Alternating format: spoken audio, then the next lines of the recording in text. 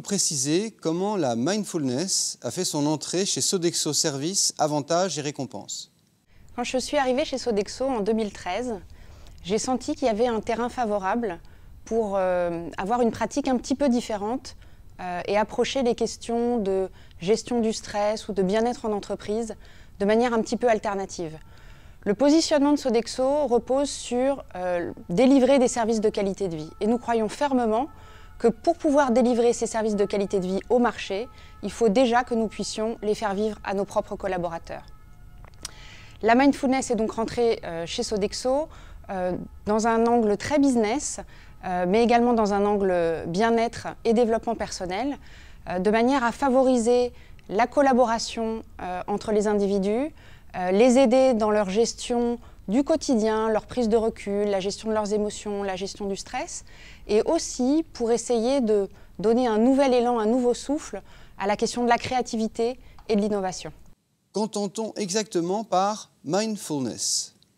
Alors, la mindfulness, qui peut être traduit en français par pleine conscience, c'est un entraînement de l'esprit qui consiste le plus possible à poser son attention sur le moment présent, délibérément et sans jugement. C'est une pratique finalement extrêmement simple qui peut être approchée de façon laïque. Et même si elle est simple, elle peut avoir des effets finalement assez profonds. Ça peut inviter, avec la pratique, à un changement de regard sur soi-même, à un changement de regard sur les autres, et dans un cadre de travail, à vraiment une transformation de l'atmosphère et du travail collectif. Comment s'est traduit concrètement ce programme de mindfulness chez Sodexo? Alors concrètement, nous avons choisi de faire coller ce programme au champ lexical de l'entreprise, puisque cette pratique est assez innovante dans le monde du travail et peut susciter quelques résistances ou quelques craintes. Nous avons donc fait un partenariat avec IWD et c'est Sébastien Henry qui nous a aidés à monter ce programme et à le déployer avec une approche qui colle véritablement au code et aux mots-clés de l'entreprise.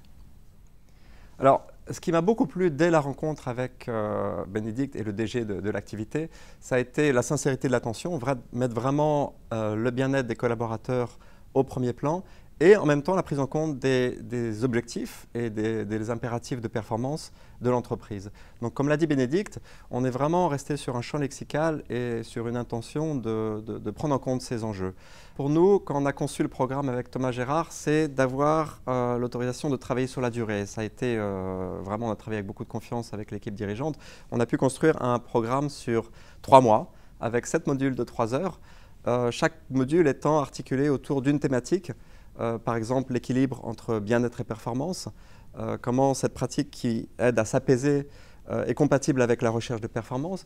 Il y a eu aussi la thématique de la justesse dans la prise de décision, comment cette pratique peut m'aider à prendre des décisions plus justes.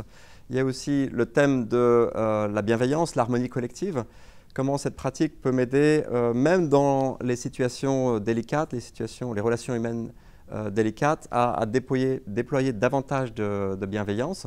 Voilà quelques exemples de thèmes.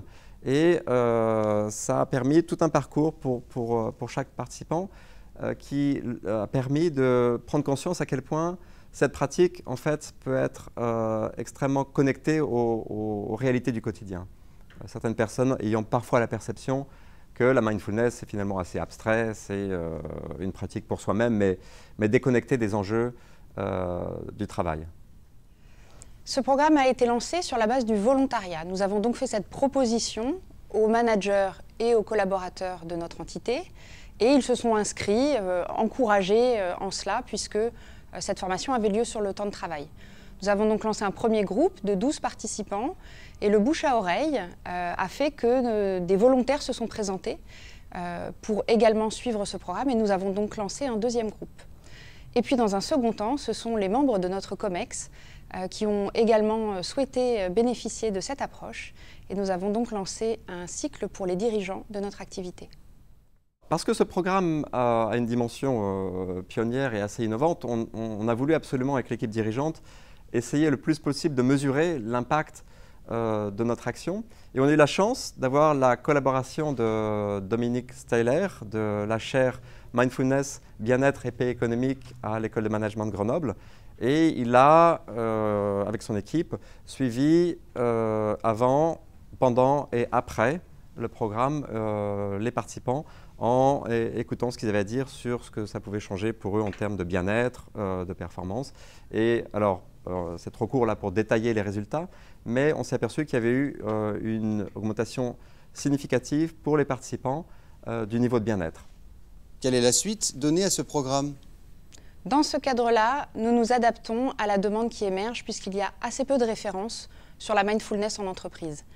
Quand des collaborateurs sont venus nous voir en nous faisant part de leurs difficultés à faire perdurer leur pratique, nous avons mis en place des sessions de suivi. Par ailleurs, des demandes émergent encore pour les nouveaux collaborateurs qui nous ont rejoints et nous allons donc lancer un 3e cycle. Et nous réfléchissons avec Sébastien au déploiement international de ce programme au sein de notre activité. Nous avons eu la chance d'accueillir Jon Kabat-Zinn, le créateur de la mindfulness, à notre conférence sur la qualité de vie qui s'est tenue à New York récemment. C'est donc un sujet qui est très présent dans la tête de nos décideurs et nous espérons pouvoir ainsi changer dans les mois ou les années qui viennent la manière dont nous abordons le travail et pourquoi pas ainsi changer aussi le monde dans lequel nous vivons.